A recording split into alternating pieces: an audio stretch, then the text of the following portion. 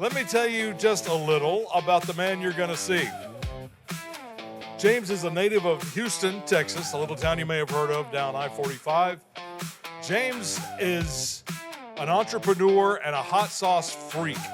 He has been in the hot sauce field in our orbit for pushing 20 years, and he knows what he's doing. He was also a noted chef because he finished up in the top 5 of Gordon Ramsay's, which show was it? MasterChef, not Hell's Kitchen, but MasterChef. Season 4, he was top 5. They don't let just anybody do that, and that's the man that you're about to meet. Also started Bravado Spice Company. You will hear about Bravado. Then he went with Lola's for a while. He's been on Hot Ones. He's been on other shows. He's been around the circuit. He knows what's going on when it comes to hot and spicy food. And in January of this year, he joined up with our friends at Karma Sauce, and now he's a part of that team and always has been a part of our team. Gonna make some ceviche today, and I'm telling you, this is primo stuff. Me, do I look like a ceviche guy? I am, because of what he's done. You're gonna enjoy him and enjoy his food. Would you please welcome James Nelson. All right, ladies and gentlemen, thank you for your patience. My name's James Nelson. I'm with Karma Sauce. I have been in the hot sauce industry for coming up on 15 to 20 years. Started back in 2012 just as a little entrepreneur. I ran a company called Bravado Spice. I've loved spicy food since I could crawl. I grew up in South Texas, if you guys are familiar with the area of Victoria, Edna, Inez. I kind of grew up out there. And my old man had a pekin bush, if you're not too familiar with those little bad boys, and I'd always, as a kid, pluck them and eat them, and I realized that was the beginning of a lifelong addiction that I would never satisfy. So today, guys, I'm gonna be preparing for you a real fun dish. Raise their hands, who's had ceviche before? Okay, so a lot of folks. So I'm doing a little different with this. I'm doing, as you may have heard, I just joined my dream company, Karma Sauce. Gene is a very, very dear friend of mine, and I've admired him since the moment I got into the industry. And in January, when the opportunity presented itself for me to come on as his sales director, I didn't just jump, I leaped at that opportunity. And as you can see by the wing challenge wheeler, we don't play around with our flavor profiles. So today I'm gonna be showing you guys what's called cosmic dumpling. It's our love letter to those wonderful dipping sauces that you'll get with Japanese gyoza or like the Hong Kong style soup dumplings. And you may be asking yourself, why are you putting a dumpling sauce on ceviche? Well, I will show you. So, little teeny tiny history lesson for you guys. Back in the 1800s, there was a wave of Japanese immigration to Peru and Ecuador. And with them came great cool ingredients. I mean, they'd never seen soy sauce, sesame oil, tamari, any of that good stuff. And culturally, that led to a unique blending. And that's why if you ever lucky enough to have ceviche from that part of the world, you'll see ingredients like soy sauce in the ceviche. So I figured I got this beautiful fillet of snapper. It'd be really fun to kind of marry them together. So let's dive in a little bit. So I'm gonna be doing this with some delicious Gulf Coast red snapper, which I think we all know that's a good fish. But what is ceviche? Ceviche is a raw preparation that's based off of, if you like sushi, like sashimi, anything of that nature, ceviche kind of is a marinated version of that. While it's not cooked per se, it's the proteins are denatured by the acid inside the vinegar, the acid inside the lime juice. What that does is it gives you a prepared finished product, kind of like if you would gently poach that fish. So it tightens the meat up, gives you a firmer flesh, and gives you a wonderful bite in it. Just absorb those flavors. So let's walk through this dish together. We're gonna start off with this beautiful snapper. We're gonna break that bad boy down into bite-sized pieces. We're gonna mix it with long sliced red onion, and we're gonna marinate that for just a few moments in some fresh lime juice. And that lime's gonna denature the proteins on that fish, as well as help break down some of that harsher environment that you get from raw red onion. A little jalapeno, a little cilantro, a little cosmic dumpling. Talk about a bite. I'm gonna jump in here first. I'm gonna cube up this fish. And as you see, I've got this gorgeous little piece of snapper here.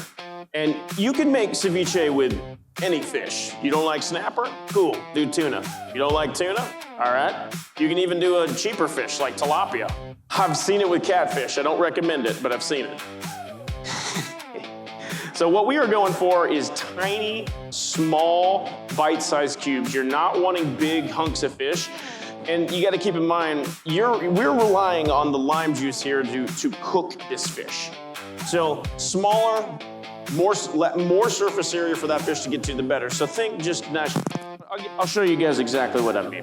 So if I take a little piece like this, I'm gonna 1 it, 2 it, 3 it, done. So if you can kind of see right there, you want little chunks like that. And the bits of cilantro and onion and all that good stuff, it's gonna marry right to that and just give you that flavor explosion you're looking for. So, first time I ever had ceviche was actually on the West Coast at a Japanese restaurant. So my first time experiencing it was kind of in this hybridized version, and it just opened up my eyes. And I tell people all the time, they're scared of raw fish. Oh, it's gonna kill you. Try ceviche. It's a super safe way to have it. And all heat does is when you apply heat to protein, you are denaturing that protein. You are tightening it up, you're squeezing the cell walls, and you're pushing liquid out, and you're raising or lowering the pH depending on what acid you got in there. But the end result here is a palatable, yummy piece of fish. And don't worry, I've got samples for all you guys. So you're all gonna get a bite of this here in a minute. We're gonna get this guy cubed up into small bite-sized pieces, and there's a million ways to serve this. You don't just have to throw it in a bowl and snack, and I'm gonna give it to you guys with some pita chips. And you can use everything from plantain chips to tortilla chips, or what I like to do, a shot glass. And just kind of put it down when you can.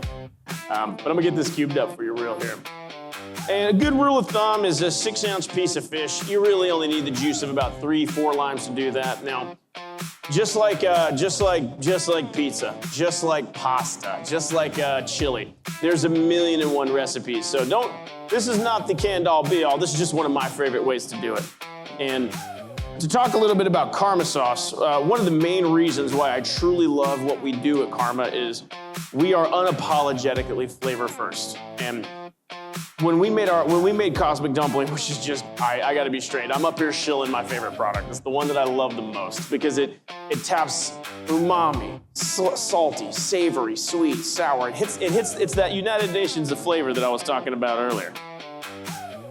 Now, there's a couple of different ways you can do this. When you are using a spicier ingredient, now keep this in mind, this is a big component of it. Many of you might try making ceviche at home. I cannot stress this enough. It's gonna be one of the easiest dishes you'll ever do the prep work for. It's gonna be one of the easiest dishes that you ever get through the process of. The tough part is waiting. Wait too long, you've got rubbery chunks of fish. Do it too soon, raw fish, which I'm not mad about. But to make a proper ceviche, you want to give it a small chunk of time. And who here has ever been to Peru or Ecuador? Anybody? So a lot of the restaurants down there, you order ceviche, they mix it and they walk it right to the table. Just like getting guac made tableside, there's restaurants that'll do ceviche tableside and they'll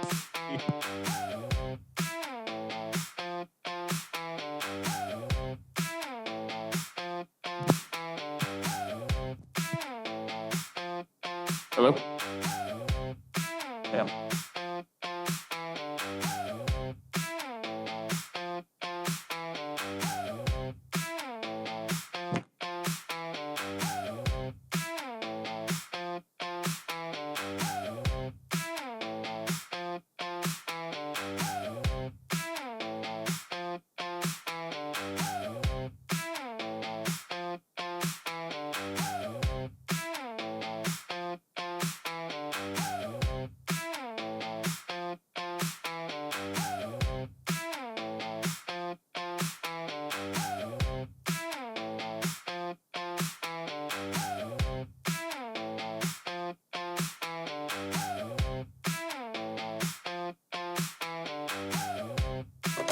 All right.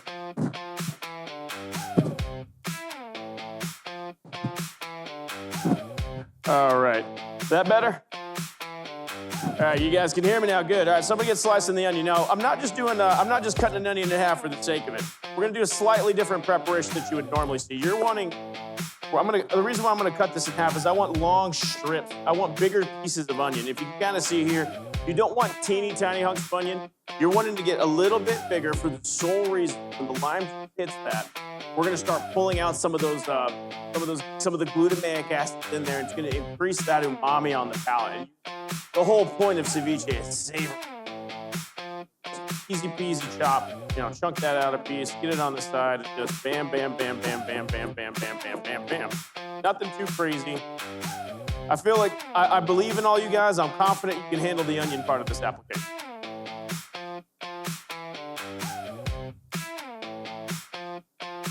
And I'm just gonna tear through this real quick, get this onion for you. And then we're gonna work a jalapeno out for you as well, because where it's Zest Fest, we should have some other spicy component in there, right? To throw that in there and let that hang out for a little bit. And a good ratio is you want, like, in my personal opinion, I like a 2-to-1 ratio of onion and accoutrements to the seafood. You want seafood to be the principal component of your bite. So we just get a little bit of jalapeno out here, cut this bad boy in half, do the whole de-seed it, just get in there. Long strips, turn it down on its side, flip it. Very fine on the jalapeno. And you'll notice that we haven't showed it yet, but the cilantro that I'm working with is also paper thin. And the reason why is you want a little bit of jalapeno in every single bite. You want a little bit of cilantro in every bite. So the beauty of ceviche is I'm literally 99% done. But let's move on to the lime juice part. So how does lime denature protein? It's all about pH, it's all about acid. Who here has marinated chicken in lemon pepper before? Everybody, right? So think about lemon pepper for a second. And I'm talking lemon juice. Who has left a piece of chicken or a piece of beef or a piece of pork in the fridge overnight, forgot about the marinade, you come back, the outside layer of that meat is opaque and white. That's that acid in action. That's that acid in that protein. So the only fun part of this is you are going to cut a lot of lime through this. So if you have cuts on your hands like I do currently, don't do this, wear a glove. Or you can be dumb like me and hurt yourself while you're doing it. So I'm gonna get this out here. So a little bit of more, just a couple more cool little pieces of trivia. Down in Peru and in Ecuador and a lot of Latin America, you can't quite see it yet, but when I get enough lime juice here and I get it mixed, there's gonna be, that protein in the fish is gonna start denaturing. And when that does happen, you're gonna see an opaque, white fish on it. They call that leche de tigre, which means tiger milk, which is a pretty cool little name. And it's honestly one of the most delicious part of it. And I encourage you, when you get your sample here in a minute, don't just eat the fish out there. Soak that chip in the juice. Every bit of everything in that little cup is gonna be great. Chef, can I ask a question? I am open to all kinds of questions. Sounds great. So I stepped away for a minute, so I might have missed this. You might have already explained it. But what is I know there are a lot of varieties of ceviche. Yes. So give me the minimum. Every ceviche has ... no matter what other decisions you. Every ceviche is going to have 3 things: onion, fish, lime. That's Beautiful. The 4 bases of it. And almost all cultures, whether we're talking Peru, Panama, or Florida, all of them are going to have cilantro in it. It's a core flavor profile for it. Beautiful. And so then you have your choices. I'm going to Asian it up, or I'm going to. You could go a bunch of different ways. For example, Mexican style ceviche has traditionally got tomato, basically pico de gallo into it, which I have a couple samples of like that coming out to you as well. And what that does is it's very close to a Mexican fish or shrimp cocktail. That one is traditionally marinated a little bit longer. You don't mix and bring to the table quite much in Mexico. And ceviche can be made with crab. I've had it with crab. I've had it with crawfish. I've had it a mountain of different ways. So I'm working on my last lime here, and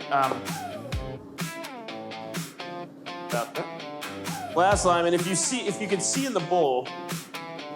You'll notice that the fish is already changing color on me. It's already starting to look a bit different. If you can tilt in front of the camera, we'll get a better If you kind of take a look right here in the bowl. Beautiful. You can even start to see the fish changing color. A piece like this, which is already starting, it's on the side where it's turning opaque. The color's changing slightly. So now what we're gonna do is we're gonna hit it with a fistful of cilantro like this. We're gonna take our big mixing bowl. We're gonna mix, and this right here is ready to eat. It's almost ready to eat as it is right now. Of course, I personally like to give it just a few minutes to try. Just a few minutes before you dive in. The beauty of it is once you have it where you want it, serving could be easy. Take a big bowl. You take your product. You go directly into the bowl. You want to get every bit of that marinated onion, every bit of that marinated juice. Take a little bit of this right on top, and then we finish it with our Cosmic Disco hot sauce. Just a little kiss around the top of it right there. Give it that dark bite.